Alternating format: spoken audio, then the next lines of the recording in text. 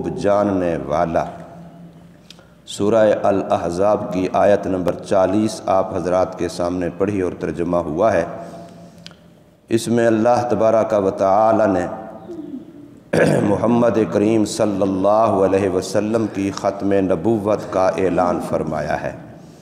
کہ حضور صلی اللہ علیہ وسلم آخری نبی ہیں، اور یہ اعلان بھی حقیقتاً حضور صلی اللہ علیہ وسلم کی عظمت، فضیلت اور شان کا اعلان ہے۔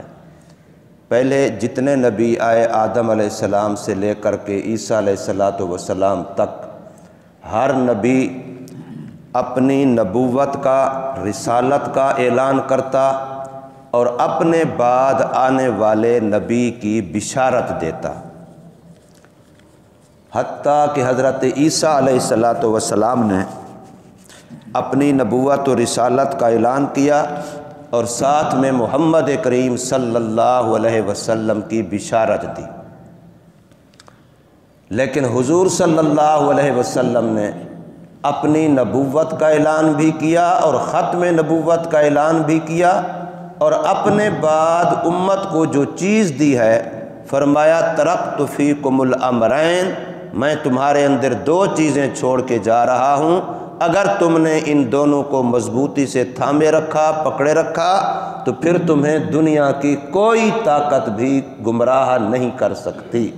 اور اس میں فرمایا کہ کتاب اللہ، اللہ کی کتاب قرآن مجید، اور نبی پاک صلی اللہ علیہ وسلم کی سنت مقدسہ۔ حضور صلی اللہ علیہ وسلم کا نام نامی اسم گرامی جو محمد اس آیت میں آیا ہے، یہ قرآن مجید کے اندر 4 جگہوں پر آیا ہے، اور حضور صلی اللہ علیہ وسلم کا اسم گرامی احمد وہ قرآن مجید کے اندر 1 جگہ پر آیا ہے، اور یہ دونوں حضور صلی اللہ علیہ وسلم کے ذاتی نام ہیں۔ آپ صلی اللہ علیہ وسلم نے ایک موقع پر فرمایا کہ زمین پر میرا نام محمد ہے اور آسمانوں پر عرش پر میرا نام احمد ہے۔ تو حضور صلی اللہ علیہ وسلم کے یہ دونوں نام ذاتی ہیں، اور آپ صلی اللہ علیہ وسلم کے صفاتی نام جو قرآن مجید کے اندر استعمال ہوئے ہیں، علماء نے ان کو شمار کیا ہے تو وہ 64 بنے ہیں، اور جو حضور صلی اللہ علیہ وسلم کے ویسے صفاتی نام ہیں تو حدیث کی کتاب مشکوٰۃ شریف میں بھی 99 تک شمار کیے ہیں، اور بعض علماء جو شارحین حدیث ہیں انہوں نے 1000 تک شمار کیے ہیں صفاتی نام محمد کریم صلی اللہ علیہ وسلم کے۔ اس وقت جو مسئلہ درپیش تھا کہ حضور صلی اللہ علیہ وسلم نے زید رضی اللہ تعالی عنہ کی طلاق دی ہوئی عورت حضرت زینب بنت جہش سے نکاح کر لیا، تو ان لوگوں کا یہ کہنا تھا کہ اپنے بیٹے کی بیوی سے نکاح کر لیا۔ تو اللہ نے یہاں ایک عجیب سا اعلان فرمایا کہ ما کان محمد ابا احد من رجالکم، حضور صلی اللہ علیہ وسلم تمہارے مردوں میں سے کسی کے بھی باپ نہیں ہیں۔ تو جب کسی کے باپ نہیں ہیں تو پھر زید کے باپ بھی نہیں ہیں، تو زید بھی حضور کا بیٹا نہیں ہے، اس لیے کہ اعلان یہ کیا ما کان محمد ابا احد من رجالکم، کسی ایک مرد کے بھی محمد صلی اللہ علیہ وسلم باپ نہیں ہیں۔ اب اس میں بظاہر جو ایک اشکال آتا ہے کہ حضور صلی اللہ علیہ وسلم کے بھی تو 4 بیٹے ہیں، اگرچہ وہ فوت ہو گئے لیکن بیٹے تو تھے، ان کے باپ تو حضور صلی اللہ علیہ وسلم ہیں، قاسم ہے، طیب ہے، طاہر ہے، ابراہیم ہے، یہ حضور صلی اللہ علیہ وسلم کے بیٹوں کے نام ہیں۔ تو اس کے علماء نے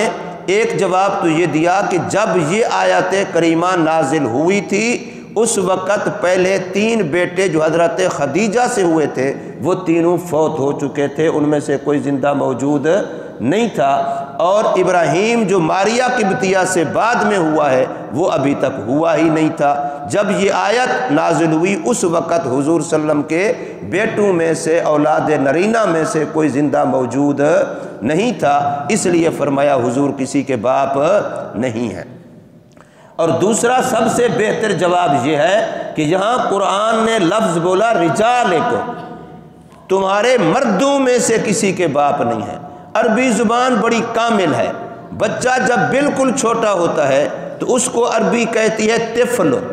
اور اس سے ذرا بڑا ہوتا ہے تو عربی کہتی ہے صبی، اس سے ذرا بڑا ہوتا ہے تو عربی کہتی ہے ولد، اس سے بڑا ہوتا ہے تو اب یہ جوان ہو گیا مراہق قریب البلوغ، بالکل جوان ہو گیا تو شاب نوجوان، اس سے ذرا آگے ہوا تو رجل، اب یہ کامل آدمی بن گیا، مرد ہو گیا، اور اس سے بڑھاپے کی طرف جانے لگتا ہے تو حرام، ہاں دو چشمی کے ساتھ، اب یہ بڑھاپے میں داخل ہو گیا، اس سے آگے جاتے ذرا زیادہ بوڑھا ہو جاتا ہے شیخ، اب یہ بوڑھا ہے، بالکل بیچارہ جا کے بستر پہ جا پڑتا ہے تو پھر قرآن کہتا ہے شیخ فانی،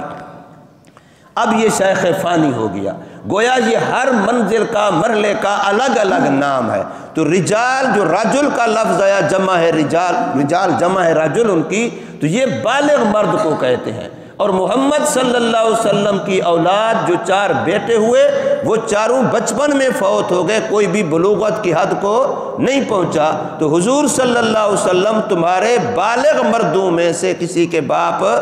نہیں ہیں، اس لیے حضرت زید کے باپ بھی نہیں ہیں۔ اور ساتھ فرما دیا وَلَٰكِن رسول اللہ، لیکن وہ اللہ کے رسول ہیں۔ اب رسول روحانی طور پر اپنی امت کے تمام مردوں تمام عورتوں کا باپ ہوتا ہے۔ یہ فرما دیا کہ نسبی طور پر تو کسی کے باپ نہیں ہے، لیکن روحانی طور پر سب کے باپ ہیں۔ احترام کے لحاظ سے، عزت و عظمت کے لحاظ سے وَلَٰكِن رسول اللہ، چونکہ وہ اللہ کے رسول ہیں۔ اللہ کا رسول باپ سے زیادہ شفیق اور مہربان ہوتا ہے، اللہ کا رسول باپ سے زیادہ امتی کا مربی ہوتا ہے، امتی کی تربیت کرنے والا ہوتا ہے۔ اس لیے کافروں کا جو اعتراض تھا، ان کی جو بعض دفعہ تانا زنی ہوتی تھی، جو سورہ کوثر کے شان نزول کے اندر بیان کی جاتی ہے کہ وہ کہتے تھے کہ جی محمد صلی اللہ علیہ وسلم کی باتیں کرنا چھوڑ دو، اللہ نے اس کو نرینہ اولاد تو ایسی دی ہی نہیں جو اس کی کوئی جانشین بنے، اس کے پروگرام مشن کو آگے چلائے، بس جب تک یہ خود ہے باتیں کر رہا ہے توحید کی رسالت کی، الیاذ باللہ جب یہ فوت ہو جائے گا اس کا نام لینے والا بھی کوئی نہیں ہوگا، سلسلہ ختم ہو جائے گا، اس لیے اس کے بارے میں سوچنا فکر کرنا چھوڑ دو، کوئی اولاد اس کی نہیں ہے، جانشین نہیں ہے، اس کا پروگرام کوئی نہیں بڑھائے گا پھیلائے گا، بس جب تک خود ہے تو ہے، جب خود ختم ہو جائے گا دنیا سے چلا جائے گا فوت ہو جائے گا تو اس کا نام و نشان بھی مٹ جائے گا۔ تو اللہ نے اس کا جواب اصل تو دیا ہے سورہ کوثر کے اندر کہ تیرے جو دشمن ہے محمد صلی اللہ علیہ وسلم ان شانئک ھو الابتر، تیرے دشمنوں کا نام مٹ جائے گا، اور تیرے امت میں سے تیرا ہر امتی وہ تیری اولاد کی طرح تیرے مشن کو لے کے کھڑا ہوگا۔ تو وَلَٰكِن رسول اللہ میں بتلا دیا، ان کو جواب دیا کہ نسبی اولاد اگرچہ نہیں ہے لیکن جتنے حضور صلی اللہ علیہ وسلم کے امتی ہیں ہر ایک حضور صلی اللہ علیہ وسلم کی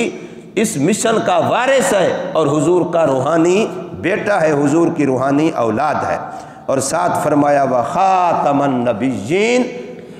نبیوں میں سے آخری ہے۔ اب پیچھے یہاں لفظ تھا وَلَٰكِن رسول اللہ، اور آگے یہ نہیں فرمایا وَخَاتَمَ الْمُرْسَلِينَ، بلکہ فرمایا وَخَاتَمَ النَّبِيِّينَ، جبکہ ساتھ رسول کا لفظ تھا،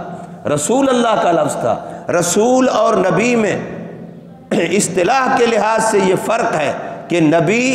ہر پیغمبر پہ بولا جاتا ہے، لیکن رسول صرف اس پہ بولا جاتا ہے جس کو الگ مستقل شریعت دی گئی ہو۔ مثلا موسیٰ علیہ السلام رسول تھے، لیکن ان کے بھائی حضرت ہارون علیہ السلام نبی تھے، وہ انہی کے دین کی تبلیغ کے پابند تھے، ان پر الگ مستقل کوئی شریعت کتاب نازل نہیں ہوئی تھی، اس لیے جس پر مستقل الگ شریعت کتاب نازل ہوتی ہے وہ رسول ہوتا ہے، اور وہ نبی بھی خود بخود ہوتا ہے، اس لیے کہ رسول کی شان بڑی ہے، تو جو بڑی شان والا ہے چھوٹی شان تو اس کو خود بخود حاصل ہے۔ اب یہاں پر فرمایا وَخَاتَمَ النَّبِيِّينَ کہ محمد کریم صلی اللہ علیہ وسلم نبیوں میں سے آخری، تو جب نبیوں میں سے آخری رسولوں میں سے خود بخود ہو گئے، اس لیے کہ صاحب کتاب ہیں، آپ صلی اللہ علیہ وسلم کا مستقل دین ہے۔ اس لیے ہم کہتے ہیں عقل سے بھی اگر کوئی پوچھے، کوئی قادیانی، کوئی مرزائی، کوئی ایسا بندہ جو حضور صلی اللہ علیہ وسلم کے بعد کسی بھی نبی رسول کا تصور خیال اپنے علم و گمان کے مطابق جائز سمجھتا ہے، وہ اپنی کھوپڑی سے سوچے کہ اگر کوئی اور نبی آئے گا تو آیا نماز یہی والی ہوگی یا اس میں کوئی فرق کرے گا؟ اگر یہی والی ہے تو پھر نماز کے لیے نئے نبی کی ضرورت نہ ہوئی، وہ تو پہلے سے موجود ہے۔ وہ قرآن یہی والا ہوگا یا کوئی اور لائے گا؟ اگر یہی والا ہے تو پھر اور نبی کی ضرورت نہیں ہے، وہ تو قرآن موجود ہے۔ اگر اور لائے گا تو پھر اس کا مطلب یہ ہوا کہ اس کے اندر کوئی کمی خامی رہ گئی ہے، اس نماز میں کوئی کمی خامی رہ گئی ہے۔ اسی طریقے سے دین کے ایک ایک مسئلے کو، نماز، حج، روزہ، زکوٰۃ، ایک ایک چیز کو، نکاح طلاق کو لیتے چلے جاؤ کہ اگر کوئی نیا نبی آنے کا تصور بھی کرے تو آیا وہ دین کے مسئلوں میں کوئی فرق کرے گا یا یہی دین کے مسئلے ہوں گے؟ اگر یہی ہوں گے تو پھر اس کے نبی ماننے کی ضرورت، یہ کام تو علماء کر رہے ہیں، یہ کام تو ہر امتی کر رہا ہے، یہی قرآن اس کی ہدایت کر رہا ہے، یہی حدیث کا ذخیرہ اس کی رہنمائی کر رہا ہے۔ اس لیے نبی کا تصور سوائے اس کے کہ یہ انگریز کی ایجاد ہے اور یہ دین دشمنوں کی ایجاد ہے، یہ جہاد کے دشمنوں کی ایجاد ہے، امت کو بانٹنے والوں کی ایجاد ہے، اس کے علاوہ کوئی ذی شعور انسان کسی اور نبی کو ماننے کا خیال بھی نہیں کر سکتا۔ اللہ نے قرآن مجید کے اندر صاف اعلان فرما دیا، الیوم اکملت لکم دینکم واتممت علیکم نعمتی ورضیت لکم الاسلام دینا۔ اس کے بعد کسی اور دین کا بھی تصور نہیں، کسی نبی کا بھی تصور نہیں، کسی امت کا بھی تصور نہیں۔ آقا صلی اللہ علیہ وسلم نے فرما دیا، میں آخری نبی ہوں، میرے بعد کوئی نبی نہیں ہے، تم آخری امت ہو، تمہارے بعد کوئی امت نہیں ہے، قرآن آخری کتاب ہے، اس کے بعد کوئی اور کتاب نہیں ہے۔ تو اس لیے فرمایا وخاتم النبیین، اور محمد کریم صلی اللہ علیہ وسلم آخری نبی ہیں۔ وَكَانَ اللَّهُ بِكُلِّ شَيْءٍ عَلِيمًا، اور اللہ تبارک و تعالی ہر چیز کو خوب جاننے والا ہے۔ اللہ تبارک و تعالی کا علم کامل علم ہے۔ یہ بھی بعض دفعہ جب معترضین کی باتیں ہم سنتے ہیں اسلام کے بارے میں تو وہ کئی سارے اعتراضات کرتے ہیں، ان میں سے ان کا ایک اعتراض یہ بھی ہوتا ہے کہ جی ٹھیک ہے، حضرت زید کی طلاق دی ہوئی عورت سے چلو پیغمبر کے لیے شادی کرنا جائز بھی تھا، وہ اس کے حقیقی بیٹے کی بیوی نہیں تھی، لیکن نہ کرتے تو حرج کیا ہوتا؟ خواہ مخواہ اپنے کو مورد الزام بنایا، خواہ مخواہ لوگوں کے طعن و تشنیع سنے، خواہ مخواہ کے لیے صفائیاں دینی پڑیں، جوابات دینے پڑے، تو نہ کرتے تو کون سا آسمان الٹ جاتا؟ چلو جائز بھی تھا تو بس نہ کرتے۔ تو اس کا جواب اللہ اس لفظ میں دے رہے ہیں، چونکہ یہ نکاح میرے اللہ نے کروایا ہے اور اللہ کا علم کامل ہے، محمد کریم صلی اللہ علیہ وسلم کا دین چونکہ قیامت تک کے لیے ہے اور حضور صلی اللہ علیہ وسلم کے بعد اور نبی نے آنا ہی نہیں تھا، یہ کام اگر حضور صلی اللہ علیہ وسلم نہ کرتے تو حضور کے بعد کون کرتا؟ پھر حضور صلی اللہ علیہ وسلم کے بعد تو کسی نبی کا تصور نہیں تھا، اس لیے یہ کام اللہ تبارک و تعالی نے محمد کریم صلی اللہ علیہ وسلم سے کرایا تاکہ قیامت تک والی انسانیت کے لیے مستقل ذات نبوت میں نمونہ ہو۔ اللہ تبارک و تعالی ہمیں سمجھ نصیب فرمائے، عمل کی توفیق دے۔